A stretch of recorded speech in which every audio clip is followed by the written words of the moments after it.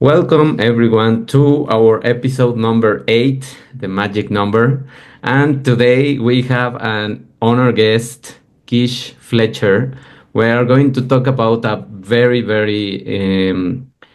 asked topic, self-discovery and embracing your purpose. Thank you, Natasha, for co-hosting with me. And of course, it's a pleasure to have you here, Kish. So I'm going to introduce you. Kish is a health coach helping individuals understand the importance of self-care for their overall health. She understands what it is like running on the hamster wheel of life, ending tired, unfulfilled, and unhappy, like I think more than 80% I would dare to say. She draws from her personal journey after following the conventional path of education, employment, and hard work, only to find herself lost and unfulfilled. So that's common also.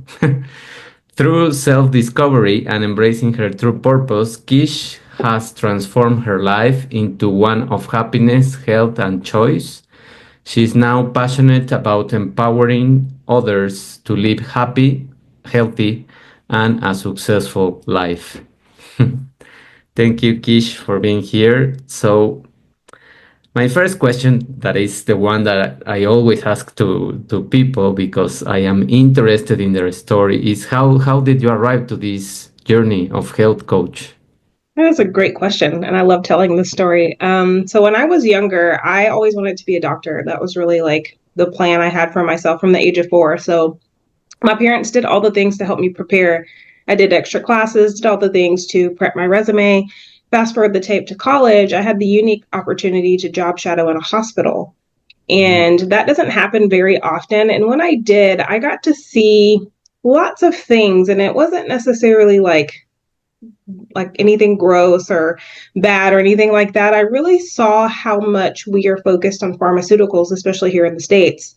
And that just did not align with me because when I was little, you'd hear me say, I want to fix people, right? Like I wanted to figure out what was wrong with them and make them better because I was going to be a pediatric cardiologist. So at that time, there wasn't a lot of talk about like holistic doctors and things. So I didn't really know much about that. So it probably took me an entire semester to decide like this is not the path I want to take. So took that leap, graduated, and then I like to call that time my identity crisis. I literally had no idea who I was or what I was meant to do because literally from childhood, that's all I worked towards. So I was born and raised in Tennessee, so I ended up moving to Colorado, and that was really where my journey started. I had crazy anxiety and depression, and one of my friends recommended that I start taking yoga classes. And when she recommended that, I was like, I'm not taking yoga. Are you crazy? Like, what's that? You know? And finally, after, she kept pushing me to do it, I'm like, well, it can't hurt from the state that I'm in. So I started, started taking hot yoga classes and absolutely fell in love with it. So love the practice. It helped me to maintain my mental health. And then one of my instructors, after close to a year, kept approaching me, telling me, "You should go through yoga teacher training. You should go through training." And I'm like, "Oh, I don't want to teach it, because if you know me, I'm like the definition of an introvert." So I was like, "Oh, I definitely don't want to teach." And she's like, "Well, it's really not about teaching; it's about the experience." And I was like, "Well, I don't. No, thanks." Well, she kept at it, and if you know anything about these trainings, especially at that time, it was like over $3,000, and I was like, "Well, I don't really want to invest in something that I don't really want to do anyway." So when I tell you she did not stop, and I told her, she told me there was a scholarship program. She was like, "Just apply for it." I was like, "If I apply for it, will you leave me alone?" No, we were friends, so I can kind of talk to her that way. But I applied for it and I got it. So I went through the training, and she could not have put that into words how transformative it was. It was the most amazing experience for me and really just helped me to start to understand who I was. And that really kickstarted the journey. So at that time, I really started climbing the corporate ladder because that's what a lot of us do. I got a job, needed to make money, and I'm very hardworking and a go-getter. And so I got promoted very quickly multiple times. So it was that whole, doing all the things. And then I really found myself in a space where I was so unhappy but I couldn't figure out why. It's like one of those things where people ask you, like, I have everything, but why am I unhappy? And so I really hit a point one day, it was 2019, to where I asked myself, what is the point of being here? And if anyone's ever been in a space like that, it's a scary space to be in. And I really just had to kind of sit back and honestly make a decision. And so I really told myself, there's no way we were all put on this earth to work, pay bills, and die. Like that does not make sense to me. So there has to be something more. So I had to start figuring out what I could do to get out of that space. And then a few months later, COVID rolled into town and shut everything down. So that was interesting. And I honestly was very grateful to have my job still because I was essential. However, it was one of those things where I realized I don't have any choices in my life. Like I have to go out into this unknown thing where people are dying and all these different things to make money. So what I did is I started my first coaching business during that time, helping people to manage their stress and anxiety. And that was like a really good thing for me, but it also helped a lot of other people. Towards the end of the year, I decided I don't want to do this job anymore. I put in a leave of absence. I packed all my things, moved back to Tennessee, and then I quit my job. So that put me sort of in panic mode because like my coaching business was okay, but it wasn't bringing in a lot of money. So what I did is I started coaching full time. However, I didn't do it from a place of serving people. It was really to make money. And that did not align with me. And I'm very good with paying attention to that. Like if it doesn't align, I don't want to do it. So I convinced myself, just get another job temporarily until you figure out, what it is that you want to do and build and grow. So temporary turned into 2 years. And I really hit that same wall. And I'm like, why do I keep putting myself back in this space? And so I really had to step back and say, what is it? What's the missing piece that's doing this? Because yes, I don't really want to work for other people, but there has to be something else that's going on. So what I realized is I wasn't doing anything that was fun or anything for me. I wasn't going out with friends. I wasn't like doing any hobbies, nothing. It was like work, work, work. So what I told myself is go do something you enjoy. It doesn't matter what it is. You don't have to monetize it. It doesn't even have to make sense. So I went and got my personal training certification and my nutrition certification because that's always been an interest of mine. And then I was like, well, why don't you start health coaching? And I started that journey, but for me, I wanted to make it different because I've been that person that's always yo-yo dieted or I lose all this weight and look great. And then like a year later, I'm back in the same spot. So I tried to figure out what is it that's missing from everybody else's health coaching that will help people actually be successful. So I started a sort of mindset piece with it. And so I put together this small little test program just to see what sort of results I would get. And one of my favorite stories from that is a girl was in a similar space to me, unhappy in her life, her job, physical health was poor. At the end of that, she actually got hit all of her goals and she ended up quitting her job, starting her own business. And now she's at the point to where she's needing to hire employees. So like completely thriving. So that big story brings me to where I am today. And it really just helped me to see like, I really want to help people understand that like your health is more than just like the diet and exercise piece. One, and two, just to help them understand that we can control our lives. Like we can design a life that we want. Will it look the way we want it to right away? Probably not. But there's a lot of other internal work and different things that we need to do to be able to get to where we want to go, but it's very possible. So long-winded story about me. No, that's absolutely beautiful. And so much to unpack there, and well done you for being brave enough to take that leap as well, because it's quite incredible when you do these leaps that people are like, but you have a good job, but you have this ideal life, and what are you doing? And it's really based on their own kind of like limitations and their own fears. So well done you in feeling that and doing it anyway. And I love that you bring into that alignment. You can see I'm on the spiritual, energetic side, is that you feel in alignment with what you're doing. And it's amazing how our physical body gives us a state where it's like, and we're done, time out. It's time to look at something else as well. So I love that you're working through and supporting people in that way, because I think that's going to be happening a lot more often. And I think we need a lot more people to be able to support those that are transitioning into, stepping into their own passion and their own purpose. And yeah, I absolutely agree. If your health and your joy isn't in the middle of everything, then we have nothing. It's like you can have as much money as you like. You can have as like everything, but if you don't have health and joy, nothing else is enough, which is absolutely brilliant. So thank you so much for sharing that, which is incredible. I got it. How are you finding? So where is that point, like especially physically, where people reach before they're like, okay, this isn't happening for me? Like, what is that burnout, that stress? What is that makes them go, okay, I need something different? Like, is it something physically that happens, mentally, emotionally? I'd be curious to see the patterns that you're finding when they're like, I need to go see Quiche. The answer is yes. Yeah. So, I mean, it's different for everyone. For me, it was really like my mental health, when it starts to go down, something's off. And I know that now, but just looking back, anytime my mental health was off, that was my body and soul saying, like, this is not it. Please stop. And if you don't stop, I'm going to bring you down. Some people, it's like a chronic sickness, like they get really, really sick. That's their body bringing them down. Sometimes it's people literally going crazy, like just having these moments of like being manic or just being super depressed, or like, I mean, it's really, in my opinion, anything that your body or your emotions are telling you. And a lot of times, especially in the States, we're taught you don't need to process your emotions, just push them down. It's fine. It'll be okay. Just be happy, you know? And if we're not processing those emotions or even just acknowledging that they're there, that's really like the big red flag, or like when you see construction, the big flashing lights and sign that says like road is closed, but we still go through it anyway. And so I think it's really different for everybody. But if you're not feeling like a sense of calm and your emotions aren't on like the more of the positive vibrational side, then something's off and you need to really pay attention to what it is. Yeah.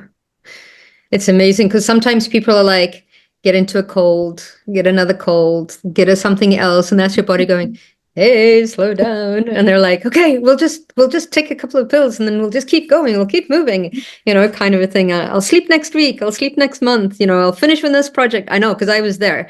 So I was just like, we'll sleep next month. Like the body just keeps us so resilient until eventually it goes, and you're down.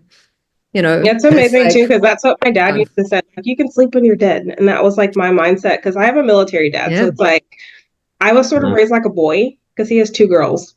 And he thought I was going to be the boy. And then I came out, and not that he was like disappointed, but I just sort of got that. And my mom had to remind him a lot, like, she's a little girl. So like, better be a little girl. So, I mean, I completely get that. It's like, we just push. And it's like, well, I'm going to get there. We're like, well, I'll rest when I get this goal. I'll rest when I do that. And you hit these milestones for whatever you're reaching, whether it's financial or what have you. And then versus you being present and being like, yay, like I hit this milestone, you're like, more. And that's when your body's like, okay, stop. Or, you're pushing for these things and you're not actually putting yourself first while you're doing that. And especially with the nutrition and sleep piece.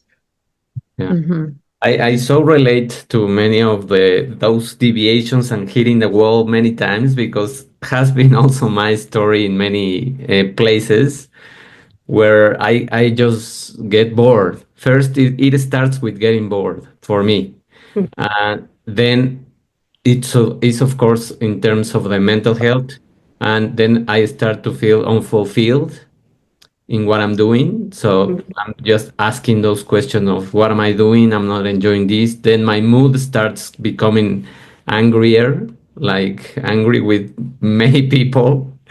And then the body starts.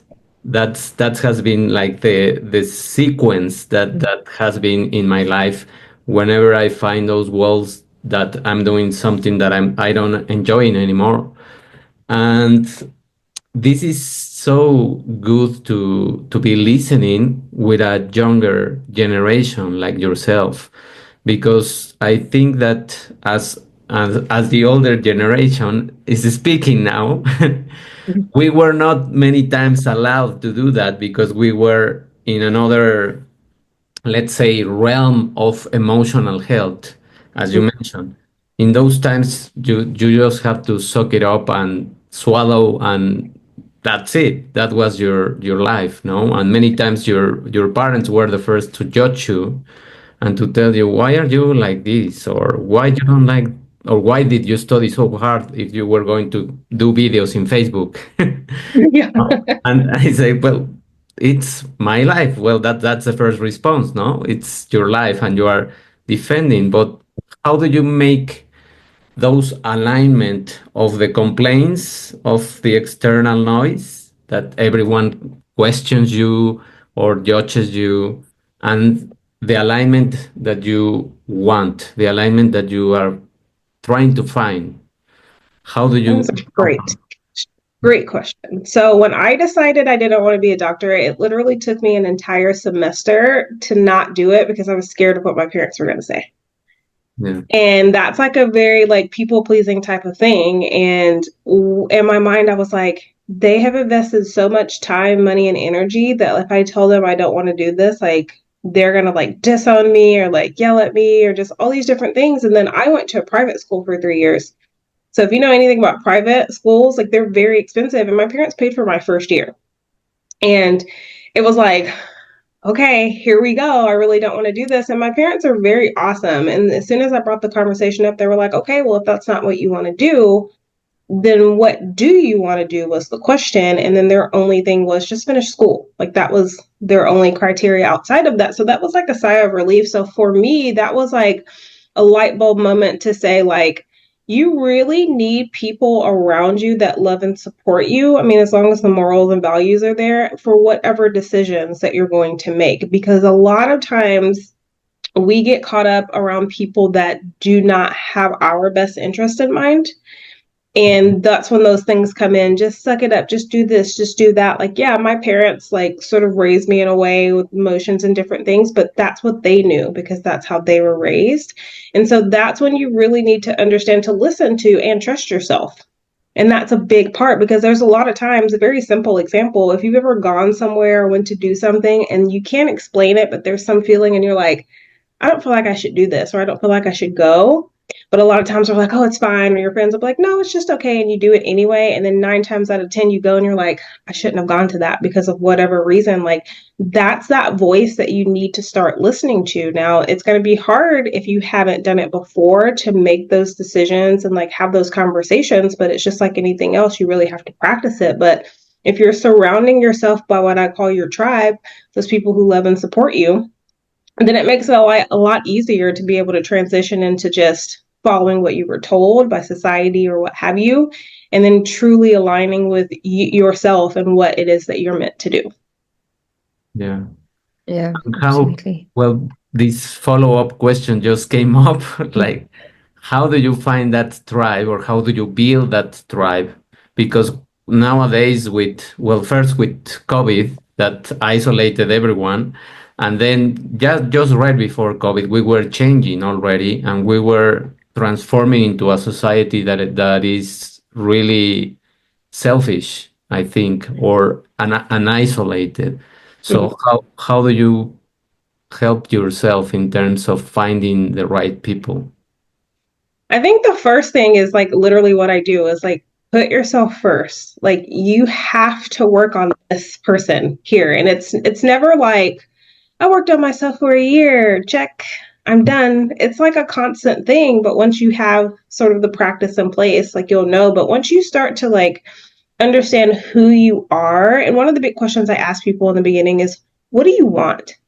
Because that is a question I had to ask myself in one of the darkest times. It's like, what do you actually want? Like, you know what you've been pushed to do or the path that you've taken, but what do you want? And if you've never asked yourself that question, it's like a profound question because you can probably say a Mm. million things that you don't want, but what is it that you tangibly want? So working through that, sometimes it took me months to actually answer that question from my core. And so once you start working on yourself and figure out what it is that you want, you'll start to like see different things. It's like the veil is lifted, right? So you'll see those people who truly aren't supportive or that try to bring you back into that space. And I think what I would say is sometimes it's going to be family. Sometimes it's going to be friends that you've known for a really long time, but boundaries are completely necessary. And if you don't hold those boundaries, you're teaching people how to treat you. And Mhm. even if it is your family, and maybe you even live with them sometimes, because that was a circumstance for me, you're going to have to figure out what it is that you have to do to be able to keep that boundary in place. If it's family, even if it's your parents, sometimes, like, you can love them, but you have to be able to distance yourself in a way, if that makes sense. I'm not saying like cut you off, I'm not going to talk to you, but it's really maybe not spending as much time with them. Or I used to, on holidays around certain people, you just know when the time's up. And I'd be like, okay, that's it. Great to see everyone. Goodbye. Like, you don't have to like push through just to spend time with people, but you're just going to have to figure out what boundaries it is that you're going to set to make sure that you and your mental and physical health are okay. And then sort of move forward from there. I don't know if that answers your question, but. Yeah, I agree with you, because as soon as you start changing that vibrational frequency within and align with what you want, it's very natural for people to fall away. But we have a habit of holding on to those people because we make it mean something, you know. I agree with you, but then it still calls forward that those that are in alignment, because your frequency changes, you start calling forward those people that are in alignment with your frequency, which is pretty awesome. And it's surrounding yourself with the people that you want to become, rather than people that keep you like stuck into past habits that we don't enjoy, as well, as what I found too. I have another question for both of you as medical people.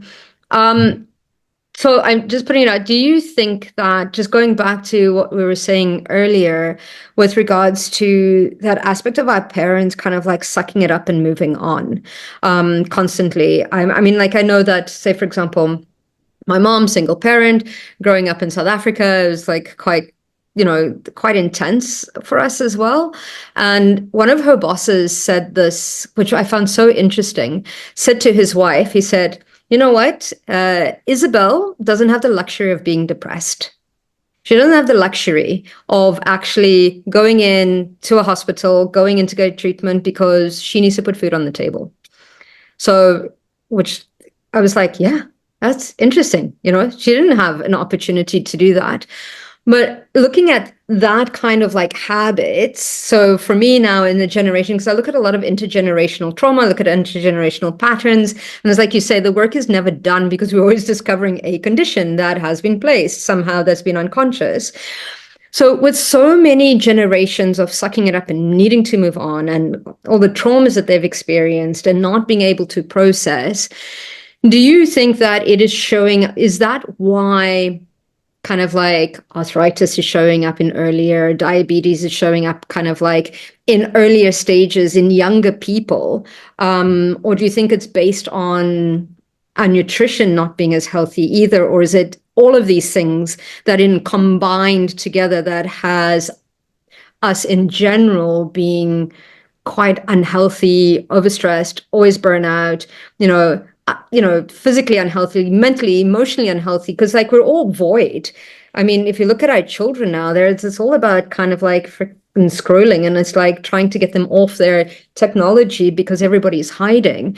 And do you think these are all symptoms of the generations before not being able to express their emotions or have that physical, mental, emotional freedom to be who they've come here to be? I think it is a combo of all of that. If you want to ask me, I think one of the big things is the nutrition. Because even if you go back 50 years, which really isn't a long time, like there are thousands of foods that did not exist 50 years ago. And people don't really like pay attention or wrap their minds around that. Like, and I like to take it to the extreme and think about, just say like caveman days. Like, I'm not going to say you have to go back that far, but just think very just simple, primitive. What foods did they have and survive off of? And if you walk into a grocery store and there's other things than that, it's probably not meant to go into our bodies. And a big thing that I teach people on nutrition is literally looking at the label. Skip calories and all that stuff. The ingredients that are in it, if you can't pronounce things in it, don't eat it. Like just don't do it, because our bodies aren't meant to and don't know how to process those things. Then I think that feeds into sort of what you're saying, like we hold these emotions in the body, and the body sort of has a way of like telling us like, hey, we need to let these things out, and those other issues come up. So paired with the nutrition, it's like it's a nightmare. And then I think also with the screen time, it's like, I'm not saying this is everybody, but I think sometimes those people who have done a little work and realize like our family just either did the best they could or just didn't process these emotions, and they were raised like kind of hard, you know what I mean? Like kind of how we went through, they don't want to raise their kids in that way. So it's very like, do what feels nice or what have you. And I'm not saying there shouldn't be an element of that, but there are hard things we need to do. There's just different ways that I think we can teach them.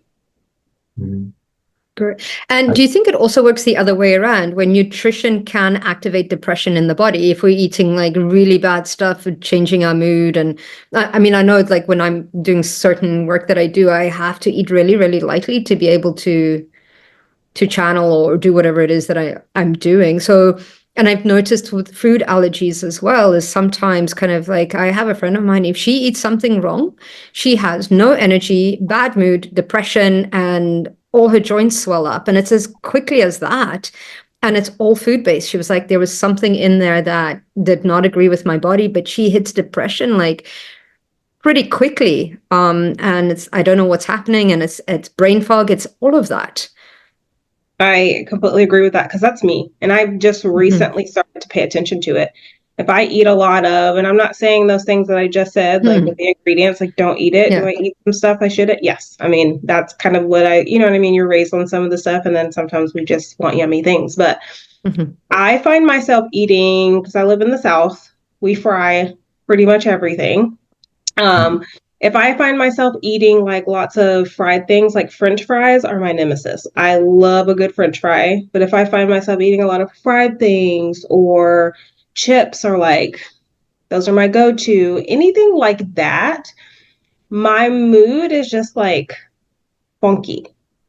And before I realized it was my diet, it was kind of like, what is wrong with me? Like, I'm exercising, like things are good, I feel like aligned, but I'm just like off. And I would have to really pay attention. Like, what are you fueling your body? Because like I said before, like our bodies don't know how to process French fries and potato chips.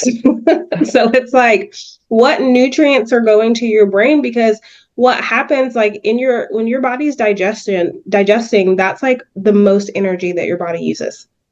And when it's going through that process, it's supposed to go through and take out all of these wonderful nutrients and just spread it all over your body so that you can do the things you need to do. But when we feed it crap, it's like, okay, I'm doing all this hard work, but like, what do I do with this, or where do I put it? And then you have like fat stores, or you have like flare-ups, because I have food allergies. Like you have all these different things, and your body is literally saying like, okay, like what you just ate, I'm going to make you pay attention. Like, I'm going to make your arthritis flare up. That's for me. When I have gluten, it is like a whole thing, like these big things. And I would push through sometimes. Like, I know my body's saying stuff, and I'm like, but bread, it's so good, I'm going to eat this, right? And then I would like take it out of my diet and feel better. And I'm like, I can have it this one time. And my body's literally like, oh my gosh, like, please stop doing this. So yeah, I completely think your diet is like a big thing. And so that's why when I work with people, that's the thing I start with. It's your diet and your exercise, because if you don't have that piece,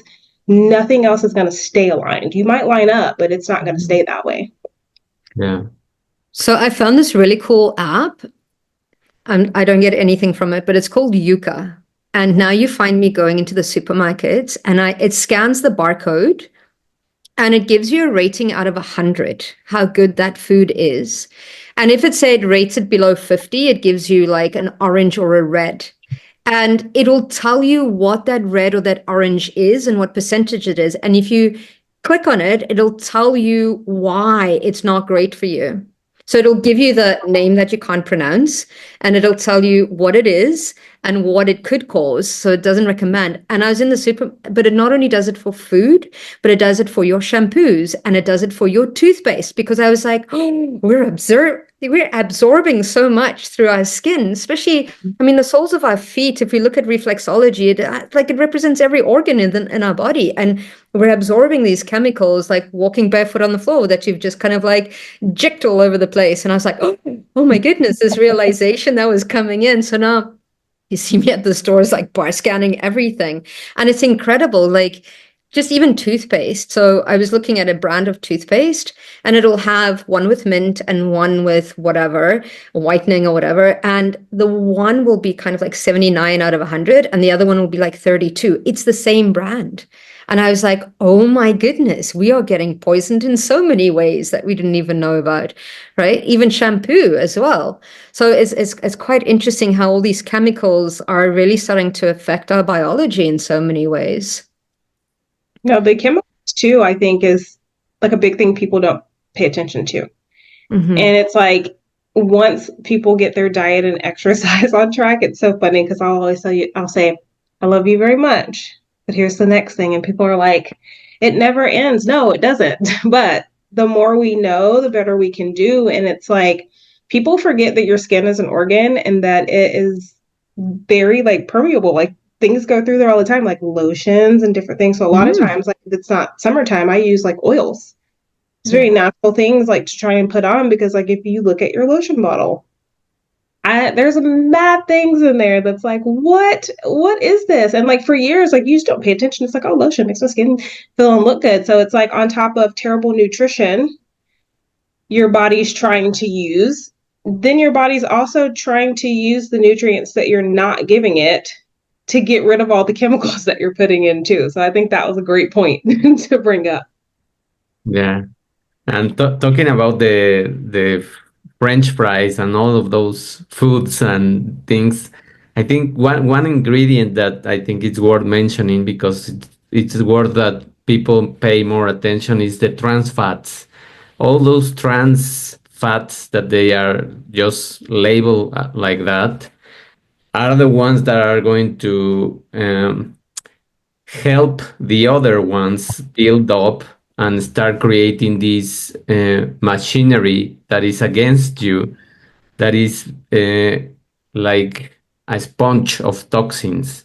Mm-hmm. And that's why people start feeling foggy or cranky or any kind of mental unbalance, because that's what these trans fats do. We cannot process them because we don't have the enzymes to break them down. So that's just what I used to explain to my students in biochemistry because they were telling me, well, what is this going to help me for? And I said, well, just picture your French fries and how many ingredients. And I just label those fatty acids and those things, those chemicals, and I explain them how they can be breaking down by us because we don't have those enzymes. Not even an animal, not even any human living being has those enzymes. So that is just something that the industry is just, of course, making money out of it because they also create that craving need to consume more, you know? Mm-hmm. And that's where when you start into a cycle of never ending feeding up with toxic food, no? And It's that like addiction. It's truly an addiction because like if people don't understand, like, and this used to be me. I'm like, why can I not stop eating this? Like I have a great like willpower, like I can do anything, but it's like some foods I'm like, I don't know why I keep going back to this. And when I start looking into that, I'm like, oh my gosh, like some of the additives are truly like addicting, like more so than like some like typical drugs like people talk about, like, and it's in our food. And so it's very interesting you bring that up about the oils, is because I was like researching something about it because oils are more prevalent. And I was like talking to someone about like, you know, they're like, oh, use olive oil and these different things. But in the quantity that we have it out and that people use it, there is no way there are enough trees out there for whatever oil that you're using to be able to produce enough to do this. So obviously they're synthetic. They have to be. So vegetable oils, if you look at it, it's like, oh, this seems pretty healthy, no trans fat, all of this stuff. Well, I fried something one day, and this is kind of me experimenting. And when you fry, like it kind of goes out of the pan and it's around the stove. Well, I kind of let just a little rundown or whatnot, left the pan there, let it cool. The bottom of the pan is sticky. Yeah. So that just lets you know there's probably like a lot of things in there. I personally think there's plastic in everything. So there's that, but there's a lot to that. I say that to say, but it's like the oils, like pay attention, even if you're like, oh, well, I use this oil, that oil. I don't, and it's not even like the oil it used to be. So Yeah. we shouldn't really be consuming that. And you just go back again, caveman days. Did they have this vegetable oil? No, they used either fats from animals or nothing at all. So I went into a trip like I think it was 10 years ago or something like that when I was in the pharma industry. And I went to Korea, to Seoul, and they the way they ate, it was just amazing for me because the food tasted different and the food was very clean. I mean, they just eat fruits, vegetables, and meat, raw meat. Well, raw meat in terms of frying it, but without any oil, and yeah. just the same fat of the meat could serve to cook the vegetables or the other things if it was a fried dish, no? And I went into the warehouse where they had all the drugs and the vaccines and things. And in that place, there is a meal. I don't know how to pronounce it in English, but a meal place where all the employees eat. And the way they eat is that they give you the pan and they give you the ingredients and you cook it by yourself and you eat it there. So I love that. I saw that girl cooking the Korean girl what I went with whom I went with, and I was amazed of all the fat that came out of a piece of meat that served to cook any other thing that you would want. And when I ate, I was satisfied without so much food. Mm-hmm. I mean, if you saw the quantity, you say, this is no way I'm going to get satiated with that. But when you ate it and it was just clean food, Mm-hmm. you were fine. You were not hungry and you could last hours without having another meal. So that's what happens with real food, no? Yeah, I love this conversation. It's like, so I was just talking to someone, all the processed things that we eat are very like once we chew them up and swallow them, like especially like wheat, it's very gummy. So if you notice like a piece of bread, about, this big, right? Chew it up, it goes into like this gummy little mixture, and when it goes into your belly, that's about the size that it is. So you have to eat a lot of that for the level of food in your belly to fill up for your stomach to release the hormones to tell you I'm satiated. And that's a big thing. And like you said, David, it's like if you're eating whole foods that are good for you, those take up so much more space in your belly so that you don't need as much. And then your belly will be like, okay, you're satiated. And that's like a big thing too. It's like, and I tell people in the beginning, I don't like for people to do elimination diets because like that's all you're going to think about. I can't have, I can't have, I can't have. And then you're going to go back and binge on those things. But what I do tell people is you need to start incorporating more fruits and veggies. And then I tell them, eat them first and then put the other stuff on top and you won't eat as much. So like that, I love that. That's a great point. Yeah. That's what happens because all those vegetables are going to soak up water and you're going to feel satiated just by what is happening, no? Mm-hmm. With the food. Yeah. It. Yes, Oh, yeah. that's And then amazing. keeping your stress down too. That's like a big Mhm. thing. I stress eat. Mm. That's like one of the big things I have to pay attention to. And people who do that, you really have to like be cognizant of it. I Mhm. caught myself one day just I don't even know what it was, just eating. And I'm like, what? Like, why am I eating right now? Like, I literally just had lunch. I'm not hungry.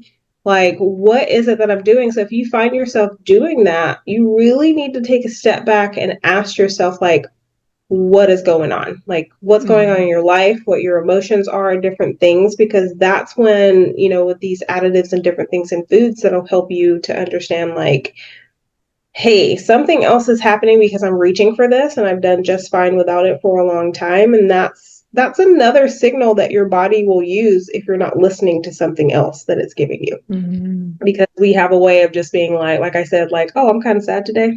That's fine. Just you're okay, but your body's like, no, like, I need you to pay attention to this thing. But just paying attention to those other little signals too will help you to start to, be aware of what's going on. So that's very interesting. My mom went through a stage where she used to crunch ice all the time. And I'm like, she was like, what am I doing? And I'm like, you should go check that out. And there was a doctor who said to her, you're lacking iron. Yes, it's iron. And then she started taking iron tablets and she was like, no more crunching ice. It's amazing how your body just like knows these things. But the other thing that it's not only about consuming our food, but I've also started noticing it's what we consume in our mind, the books that we read, the Netflix and chill. Like the other day, I think my daughters are into horror movies right now. I don't know if it's a teenage thing. And I was like, watch the first 5 minutes. And I was literally like this. And I'm like, this is not chill time. This is stressful. I'm like, I'm not watching this. I was like, put in a comment, but I was literally like, I'm like, this is not relaxing. I mean, I'm probably putting my body through quite a lot of strain right now, but it's like, no. So it's true. It's like, what are we eating? What are we thinking? What are we, consuming in all levels, I think is important to notice as well. And like, for example, so when I started realizing, looking at affirmations and reprogramming our minds and our subconscious, and I had picked up this really bad habit when I was pregnant, where I was so tired that I'd fall asleep on the couch, like that little bit of like, it was like deep kind of like sleep. And then I woke up one day and I was like, oh, what are we watching? What have we just programmed into my subconscious mind?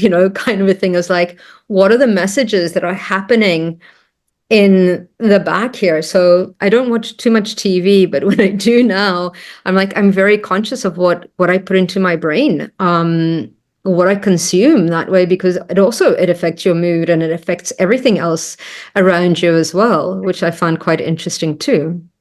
I love that you said that, because that was when I started shifting my life. I still am, but like a big music person, and I love horror movies, and I love just like, I was sort of in the acting world for a while, so I would just watch all kinds of things because that was like my job.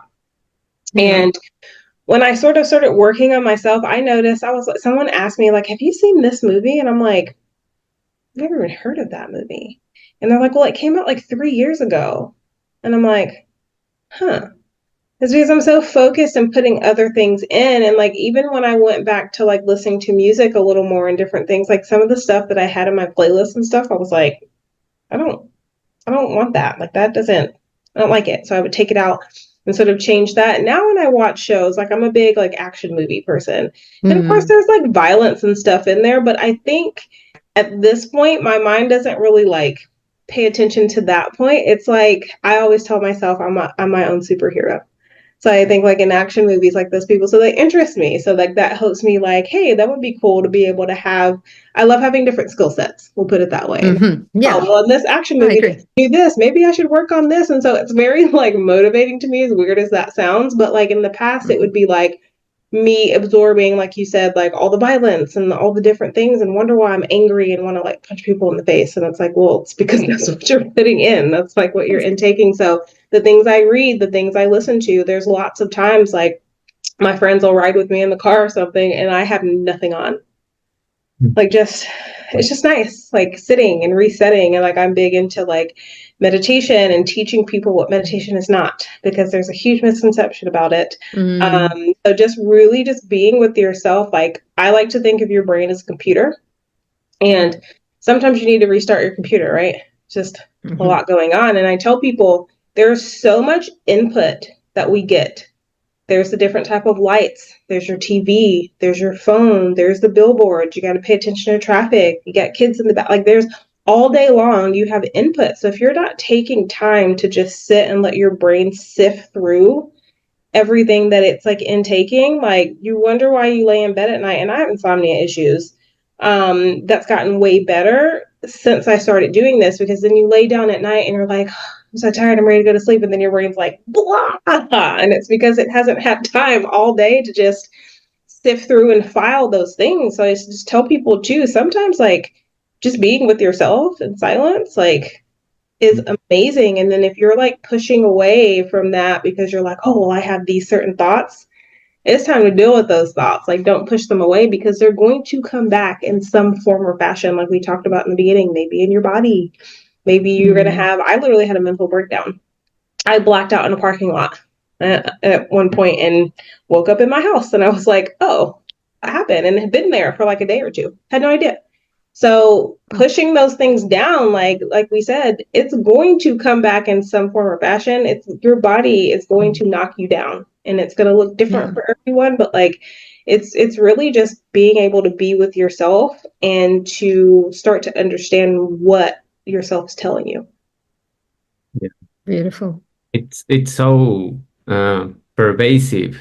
All of those things that we are consuming in with the ears, with the eyes, with your senses, and that your digestion changes. And if your digestion change, you don't absorb also the nutrients. We were discussing that in our previous episode about this digestion time and the things that happen with the microbiota and your gut health and those things. And all of that stress that you are creating by watching something that while you are eating or throughout the day, and as you mentioned, you bottle up and it has to come out at some point. Well, turns out that many times it comes out when you are eating, and many times it comes out when you are going to sleep. And then what happens is that what you mentioned, people are not having good quality of sleep or not being able to sleep at all. And then they wake up and they have anxiety and they have craving for sweet foods or processed food. And that's the ending, well, another cycle that they get into, no? So it's so, our bodies are so wise, and we are just very, very stubborn to make it harder and to make it more complex. But our body says, well, you don't like this, you are being stressed, get out from this, no? And just turn off the TV or turn off whatever you are listening. But you don't pay attention, of course. You are intrigued by what is happening, or many times pushed by other people, no? That's what I was going to say. You're either intrigued or you're like, well, my friends are keeping up with this show, so I have to watch this show. Or like a society thing. And I hate to bring this show up, but a lot of people like get sucked into like the Kardashian show. And that was like a big thing for people. And one of my friends is like die hard, like knows all about this and stuff. And I have no clue. I don't watch that kind of stuff. That just doesn't interest me, because I'm like, how does this help me? But I think a lot of people get sucked in because of that. No, like, and then sometimes they're like, I don't really want to watch this, or they're just like halfway doing it. And it's just getting in that societal sort of thing, I think, on that kind of stuff. So this is a conversation that can go on all day long. Yeah. I completely agree with that statement. Like, it's you really, or it's you are trying to, it's like self-medicating. Right? Like, my mind is thinking about this, I'm just going to turn on the show so I don't think about it, type thing. So, yeah. Actually, talking about self-medicating as well, like I have clients that find it hard to cry. So I'm like, watch a sad movie. Cry for the movie and cry for everything else you haven't cried for before, and you can use it in a different way. If you need to laugh, watch a comedy, like that's also a release. But it was just like, yeah, so you're right. It is medication somewhere in there as well. So it's using it how you want to use it. Usually it's kind of like animal movies, like dogs and things like that like I'm like, oh my God. Actually, I cry really easily now. I never used to, but yeah. So it is like, yeah, cry for that and cry for everything else you hadn't cried for before, which is pretty cool. I wish that trick worked for me. I don't. Doesn't it work? It Okay, I'm doesn't. gonna have to send you a bunch of sad movies. I cried at legit 2 movies of my life. Okay. Two. So one of them, I think, looking back, like it was. I mean, I'm very empathetic. So when other people cry, like I want to make them feel better because like I'll start to feel it coming up for me. So like 10 Things I Hate About You, like that older movie, like when she's reading the poem, she cried. I like bought. It was like I don't know, 10, 12 or something. And then when I was done, I was like, why am I crying at this movie? And then another one is one of my favorite movies is The Notebook. And I don't know what it was at the time, but I did. And it's like the crying piece for me is like kind of how I was raised with my dad, like shut it off. It's kind of like I said, I was raised like a boy, like boys don't cry. Shut that down, you know? And I remember like my grandmother passed away, and this is like an extreme story, but it's true. I'm literally like they're burying her, and I'm like having a moment where I'm like hysterically crying, and my dad like pulls me up and was like, "Stop crying." And so that was a big emotion that I pushed down. And I like now I know he didn't mean it in a malicious way. Like it wasn't anything like that. That's just how he was taught to process or not that emotion. And I remember I was like 18 at the time. So that kind of started that journey of like having all these different things happen with anxiety and depression. It's because that emotion I never really processed. And I remember thinking about my grandmother one day when I was doing some inner work, and I cried for like a whole day. And that was truly the first time that I truly grieved. And then after that, it was kind of like I went into a state of guilt because I was like, oh my gosh, like I feel like this is kind of weird to say, but I feel better. You know what I mean? Like I'm sort of moving on, but then I'm like, oh, well, shouldn't I still be sad over my grandmother? Like it was like this whole thing, but I think that's just from years of like pushing all of these emotions down. But crying is still something that I have to be completely broken down for it to happen. And it happens more now, but it's still not enough. And I know that. Yeah, I was told crying doesn't fix anything. What's the point of it? Meanwhile, it's a chemical reaction that your body's actually doing to release no, but it actually we're holding on to, but it actually does, right? Yeah, yeah. I such agree with all these conversations and that for me children's movie always makes me cry. That as well.